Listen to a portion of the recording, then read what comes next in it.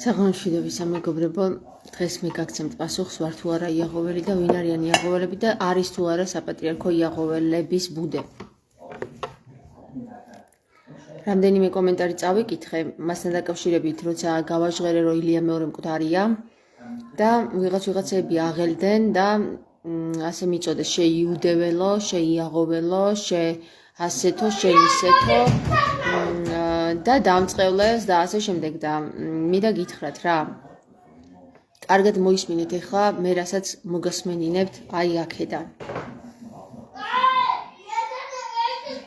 და მე გავანვიხილოთ ის ვინ არის იაღვეველი და ეს თემა აქტუალურია ძალიან და ზოგმა ჯერ არის. ძალიან მნიშვნელოვანია. ეს სახელი შეიცავს ღმერთის სახელს ორჯერ. ელ იახვე.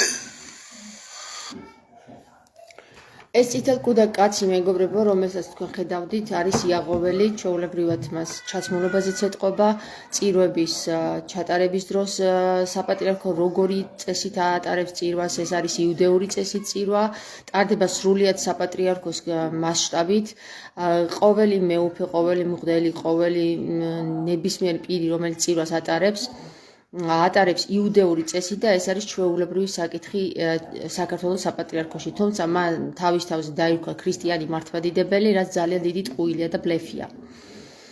ვისაც გაინტერესებს მე ვარ თუ არა იაღვეველი, ვარ თუ არა იუდეველი, პირდაპირ გეტყვით, რომ მე არც იაღვეველი ვარ, არც იუდეველი ვარ, მაგრამ არც იუდეველებისა და არც იაღვეველების წინააღმდეგ მე არანაირი პრეტენზია არ გამაჩნია.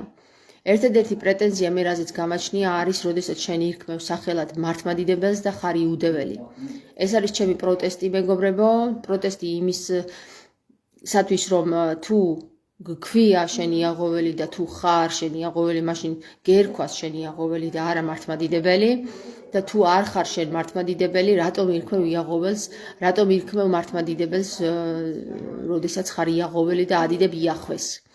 ეს სიტყვები მეგობრებო, რომელიც თქვენ მოისმინეთ წითელ ქუდიანისგან, ილია მეორესგან, ეს არის ცრუ პატრიარქი, რომელიც 48 წლის მანძილზე საქართველოს მოსახლეობას ატყუებდა, რომ ჩვენ თითქოს და ვართ ქრისტიანები და თითქოს და საქართველოს ეკლესია იყოს ქრისტიანული და თითქოს და ის ატარებდეს ქრისტიანული წესით წირვებს, თუმცა სრულიად საეკლესიო პირები 48 წლის მანძილზე ატარებდნენ იუდეური წესით. იუდეველები არიან იაღვეველები, იმიტომ რომ იახვეს მადიდებლები არიან. იუდეური წესით ატარებდნენ წირვას. ასევე ალოცირებდნენ სრულიად ერს ისრაელისთვის და ისრაელის გასაძლიერებლად იმის მაგიერ, რომ მათ ელოცათ საქართველოსთვის და საქართველოს გასაძლიერებლად ყოფილიყო წირვები აღსრულებული.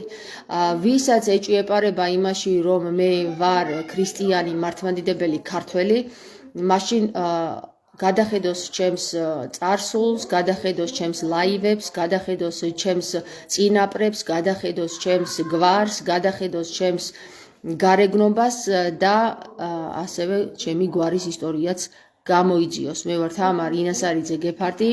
გეფარტი არის ჩემი მეუღლის გვარი, ჩემი დაბადებიდან გვარი არის ჩემი ინასარიძე და ინასარიძეები, როდესაც ჩამოასახლეს ასურეთში, მათ დაუმატეს 100 ი წინ, თუმცა ის იყვნენ ნასარიძეები ზემო კრიხიდან. ზემო კრიხში, მეგობრებო, სოფელ ამბროლაურის რაიონ სოფელ ზემო კრიხიდან არიან ჩემი წინაპრები, ისინი იყვნენ მნიშვნელოვანი ხალხი იმ მხრივ, რომ სოფელი ზემო კრიხი იდგა მათ კისერზე, ისინი განაგებდნენ ზემო კრიხს, იქ იყო მხოლოდ და მხოლოდ ორადორი გვარი, ერთადერთი ინასარიძე და ნასარიძეები ორი ძმიდან წამოსული და ფონჯავიძეები, რომლებმაც შეძლეს და ააშენეს მთავარანგელოზიის ეკლესია, ძალიან მნიშვნელოვანი ადგილია ზემო კრიხი, შეგიძლიათ ახვიდეთ, ნახოთ უძველესი ბზები დგას, უძველესი თხილა დგას, რომელზეც თამარს უთქვავს და დაუფიცია, რომ ეს ხე არ წამართვათ და რასაც გინდათ იმას შეგისრულებთო თავისი მტრისთვის და ეს არის ძალიან მნიშვნელოვანი წყარო, რამე თუ ამ სოფელში ჩამოედინება ერთ-ერთი პატარა წყარო, ეხლა ძალიან ცოტა მოედინება, რომლიდანაც თამარს შეუსავს და უთქვავს, რომ ეს წყარო ადამიანებს განკურნავსო. მინდა გითხრათ მეგობრებო, რომ მე ვარ აბსოლუტურად ქართველი, ძალიან პატრიოტი ადამიანი. მე გული შემტკივა ქართველებისთვის, მე გული შემტკივა ქართული ისტორიისთვის, მე გული შემტკივა მართლმადიდებლების დაჩაგვრისთვის, რომ ასე ჩაგრავს დღეს იუდაიზმი, იეღოვას სექტა თუ სხვადასხვა წარმომადგენლები საქართველოს მართლმადიდებლობას, ისინი შეფარულად არიან ჩვენს ეკლესიაში შემძვრალნი და თავს გვაჩვენებენ, რომ ვითომ არიან ისინი მართლმადიდებელი ქრისტიანები, თუმცა ერთ-ერთი მღვდელი მე პირდაპირ ამბიონზე ვამხილა ჯვართ მცხეთაში ჯვრის მონასტერში და მან ამბიონიდან ვერ განმიცხადა ის, რომ არა ღევლინება წირვა იუდეური წესით, მან მითხრა ამბიონიდან, რომ ამას შემდეგ ამიხსნის და როდესაც შემდეგ ველოდებოდი და ახსნას ველოდი ამ მღვდლისგან და როდესაც დავიჭირე მანქანის კართან, რომ რატომ მიდიხართ მეთქი ამიხსენით, ხომ დამპირდით, რომ რატომ ატარებთ მეთქი იუდეური წესით წირვას ჩვენს ეკლესიებში, მან მითხრა ასეთი რამ, თამარ, შენ მართალი ხარ ყველაფერში. რასაც ამბობ მართალი ხარ. ანუ იუდეური წესით რომ ისინი ატარებენ წირვებს, მათ თავიანთი პირით აღიარეს როგორც ამბიონზე, ასე ამბიონების გარეთ მეგობრებო და ეს პირდაპირ მცხეთაში ჯვრის მონასტერზე თავისი პირით აღიარეს. არა მხოლოდ თავისი პირით აღიარეს, ამათ არ უნდა ამას დიდი გამოძიება, უბრალოდ გაახილეთ თვალი და ყველა წირვაზე, სადაც 7 ტოტა მენორა დგას, ესენი არის მეგობრებო იუდეური წესით ჩატარებული წირვები, სადაც როგორც უკვე გითხარით, ისრაელზე და ისრაელის გაძლიერებაზე ალოცვინებენ ქართველ მოსახლეობას. ჩვენ გვაქვს ჩვენი საქართველო, ეს არის ჩვენი ისრაელიც, ეს არის ჩვენი აღთქმული მიწაც, ეს არის ჩვენი წმინდა მიწაც და ღვთისმშობლის წილხვედრი მიწაც და მე ვთვლი, რომ საქართველოს ეკლესიებში უნდა აღევლინებოდეს ქართული წესით მელქისედეკის წესით წირვა, რომელიც იყო საქართველოს მიწაზე და მისი წესით აღვლენილი მელქისედეკის წესით აღვლენილი წირვა ქართული და საქართველოს ემსახურებოდა, თუმცა ეს ყველაფერი შეიცვალა წითელ ქუდას მეშვეობით, აგერ როგორც გაჩვენეთ, რომელმაც მოგახსენეთ, რომ იახვი არის თურმე ღმერთის სახელი და ძალიან მნიშვნელოვანი სახელია, იმის მაგივრად, რომ ეხსენებინა ქრისტე და მისი სახელით ეთქვა, რომ ეს არის ღმერთის სახელი, იესო ქრისტე, რომელიც არის ჩვენი ღმერთი, რომელიც ვაცვით ჯვარს და ამაღლდა. აი ასე უნდა ეთქვა მართლმადიდებელ საქართველოს ქართველების პატრიარქს და არა სხვაგვარად. ასე რომ გადაწყვიტეთ თქვენი ბრმა თვალებით, თუ არ გჯერათ, რომ მე ვარ ქართველი და ქართული წესით სურს, რომ ეკლესიაში აღევლინებოდეს წირვა ლოცვები, მაშინ თქვენ შეგიძლიათ გამოიძიოთ და ნებისმიერ მღვდელს კითხოთ, აღავლენენ თუ არა ისინი იუდეური წესით წირვას. რა კი ისინი არ აქვთ მათ უფლება, რომ მოიტყუონ, რომ ისინი არ აღავლენენ იუდეური წესით წირვას, რამე თუ მათი უარყოფა თავიანთი სარწმუნოებისადმი იქნება შემდეგ შერაცხული, როგორც არამორწმუნე, ამიტომ ვალდებულები არიან ისინი, რომ გითხრან სიმართლე და გეტყვიან ამას აუცილებლად და ისინი დასტურს მოგცემენ, რომ ისინი აღავლენენ იუდეური წესით წირვას.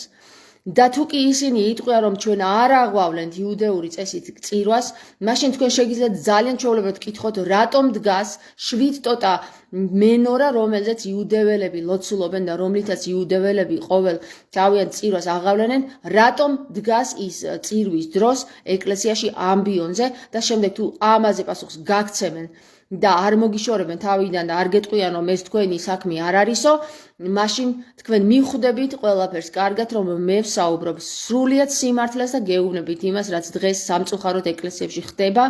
ჩვენი ეკლესიები აღებული აქვს იახვეს, რომელიც სახელიც აგერ თავად აწუყე გარდაცვლილმა თუ მკვდარმა ილია მეორემ გააგიცხადათ. ვისაც არ გჯერათ, რომ ილია მეორე არის მკვდარი, გამოიძიეთ ეს საკითხი, მიაგდეთ საპატრიარქოს და მოსთხოვეთ, რომ მათ შეგიყვანონ ილია მეორესთან და შეგახებინონ ხელი, არის ეს კაცი გაყინული თუ არა.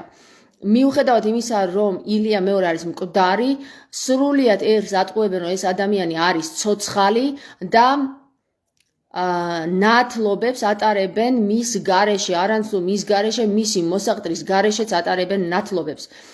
სრულიად საქართველოს მოსახლეობა 70,000 ბავშვი ის ნათლულნი, რომელიც არიან მათ შორის ერთ-ერთი ჩემი შვილი, მისი ნათლული არიან ინცესტის საშიშროების ქვეშ და თუ კი თქვენ ეს არ გადარდეთ მეგობრებო, მაშინ თქვენ წარსდგებით აუცილებლად ღმერთის წინაშე, სადაც მოგიკითხებათ ის საკითხები, რაზეც თქვენ გატყუებდნენ და ღმერთი მოგკითხავთ აუცილებლად და გეტყვით თუ კი თქვენ გატყუებდნენ და თქვენი თვალი არ იყო ახელილი, აგერ თამარ ინასარიძე გეფართმა რომ გითხრათ, რატომ არ გადაამოწმეთ ეს საკითხიო და შემდეგ რას უპასუხებთ თქვენ ღმერთს, ეგ არ ვიცი, მაგრამ ყველა შემთხვევაში იმიტომ მალაპარაკებს ღმერთი, რომ ეს თქვენ ყურამდე მოვიდეს და ვეღარ უთხრათ ღმერთს, რომ მე ეს არ ვიცოდი ან არ გამიგიაო.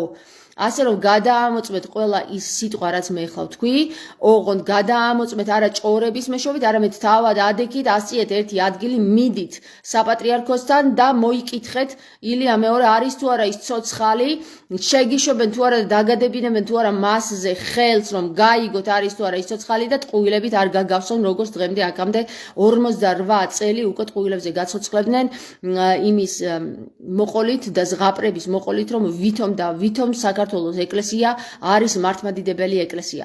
როდესაც ტარდება იუდეური და იახვეზე ლოცვით და შვიდტოტა მენორით აღსრულდება წირვები. ერთადერთი მეუფე, რომელიც აღასრულებს ქართული წესით და მელქისედეკის წესით წირვას, ეს არის ქრისტეფორე წამალაიძე და არის მეორე მეუფე მელქისედეკი. ასე რომ მეგობრებო, ორადორი მეუფე ყავს ჩვენ დღესდღეობით საქართველოში, რომელიც ქართული წესით აღავლენს ქართულ წირვას.